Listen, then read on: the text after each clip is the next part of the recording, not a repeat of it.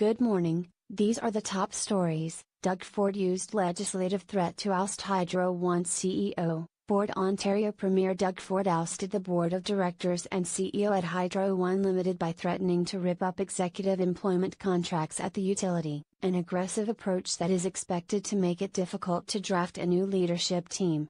According to government sources not authorized to speak to the media, Ford's progressive conservative government drafted legislation shortly after last month's election that would have scrapped existing agreements between Hydro One and senior executives such as CEO Mayo Schmidt.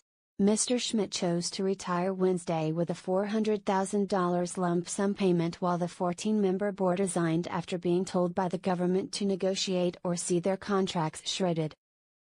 Hydro One will announce 10 candidates for its new board on August 15. The company's shareholders will nominate 6, and the government plans to name 4. This is the Daily Morning Update newsletter. If you're reading this on the web, or if someone forwarded this email to you, you can sign up for Morning Update and all Globe newsletters here. Statistics Canada set to resume reporting on unfounded cases. After conducting training workshops for police services in Canadian cities across the country earlier this year, Statistics Canada plans to publish data on unfounded criminal cases minus offences that police investigations determined didn't occur, nor were attempted minus for the first time in 15 years.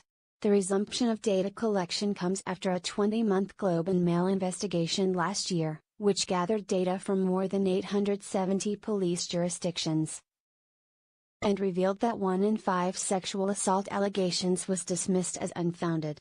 StatsCan stopped producing data on unfounded cases after 2003 due to quality problems, including inconsistent reporting by police. The agency, which reached more than 400 personnel in nearly 130 police services with its workshops, hopes an updated and standardized approach to data collection will improve clarity on the outcomes of these cases. Ghostly particles identified below Antarctica's surface provide new understanding of universe. An international team of researchers, including 5 Canadians, said Thursday they've identified a deep space source for subatomic particles called high-energy neutrinos. The particles traverse space, zipping unimpeded through people, planets and whole galaxies. The scientists, working at a U.S. scientific research station at the South Pole, located the neutrinos in ice deep below the surface of Antarctica. Then traced their source to a giant elliptical galaxy located 3.7 billion light-years from Earth in the Orion constellation. The discovery is one of several in an emerging field of multi-messenger astrophysics, in which scientists use more than electromagnetic observations minus studying light minus to examine the universe. The findings solve a research mystery dating to 1912 over the source of these and other particles that dash through the cosmos. Actor, #MeToo activist Ashley Judd praises Canada's funding for reproductive rights worldwide. Actor and women's rights activist Ashley Judd praised Canada's support of global reproductive health and rights in an exclusive interview with the Globe and Mail. A Goodwill ambassador for the United Nations Reproductive Health and Rights Agency, UNFPA, Judd recently visited war-torn South Sudan, where she saw firsthand the impact of the $650 million program for sexual and reproductive health and rights worldwide unveiled last year by the federal government. Some of the money has gone to funding a teaching hospital in Juba that trains midwives, a project that Judd noted to be of particular importance. At independence, there were only 9 midwives in South Sudan and today there are 600, and that's directly related to Canadian international development dollars, Judd said. Got a news tip that you'd like us to look into? Email us at tips@globeandmail.com. Need to share documents securely? Reach out via secure drop in case you missed IT. Trump, NATO allies at odds ahead of president's meeting with Putin. The NATO summit ended in confusion on Thursday with U.S. President Donald Trump exulting that he'd persuaded the other 28 North American and European member states to drastically increase their military spending. This was immediately challenged by other NATO leaders, such as Prime Minister Justin Trudeau, who said afterward that the members had reaffirmed our commitment to the Wales Declaration, a set of commitments made at the 2014 NATO summit. The discrepancy occurred amid existing confusion over reports that Trump privately suggested that the U.S. may leave NATO entirely. With Trump heading into a summit meeting with Russian President Vladimir Putin on Monday, many NATO members worry that he will enter into deals with Russia that compromise European security. Morning markets.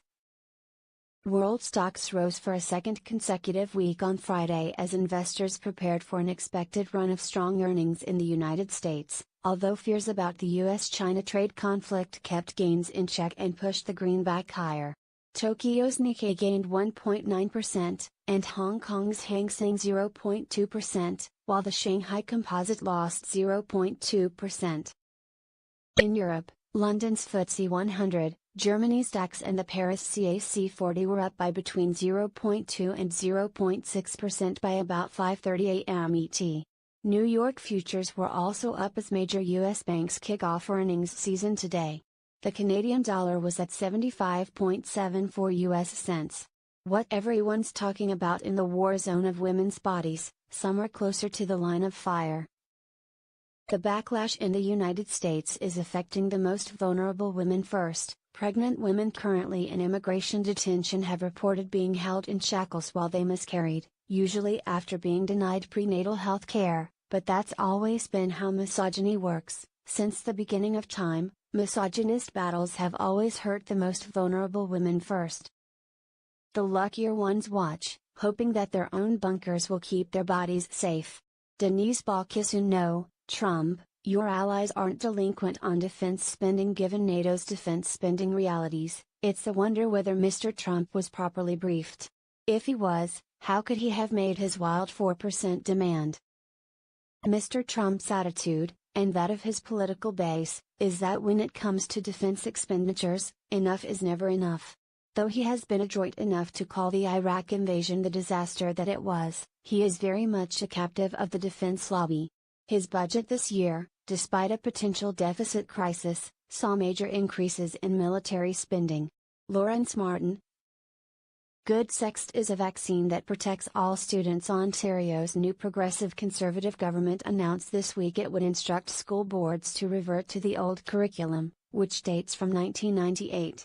In doing so, it is both fulfilling a campaign promise and bowing to pressure from a vocal minority of parents who protested the changes introduced in 2015, sometimes withdrawing their children from school.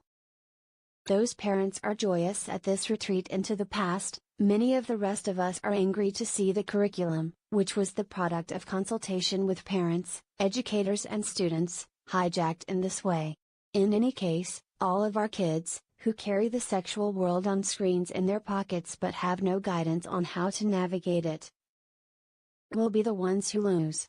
Elizabeth Renzetti Gail McDonald says Three Identical Strangers is an engrossing, heartbreaking journey into the lives of three innocent people who became experiments for scientists on a quest to unravel how identity is shaped. 3 stars.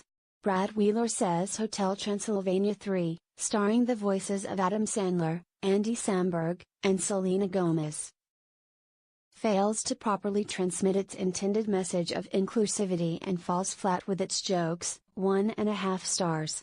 Mark Medley says Mary Shelley, starring Elle Fanning and Maisie Williams, is a somewhat amusing look into the turbulent life of the teen girl who wrote Frankenstein in the early 1800s, but falls short of being even remotely memorable. 2 stars. Living Better.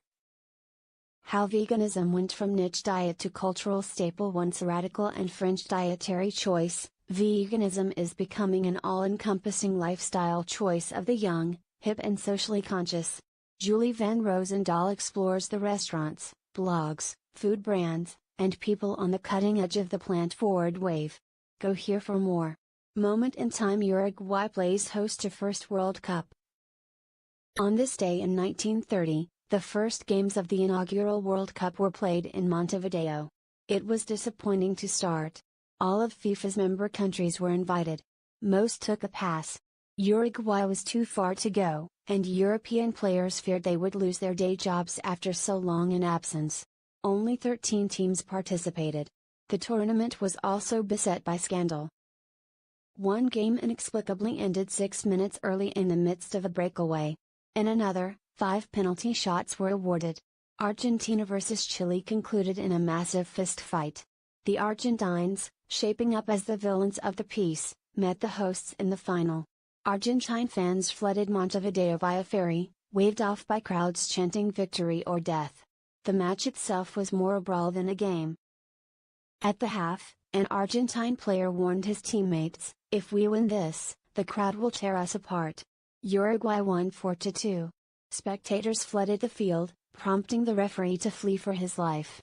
The winners declared a national holiday. The next day, a mob attacked the Uruguayan consulate in Buenos Aires. It seemed the idea of a World Cup was catching on. Cathal Kelly. If you'd like to receive this newsletter by email every weekday morning, go here to sign up. If you have any feedback, send us a note.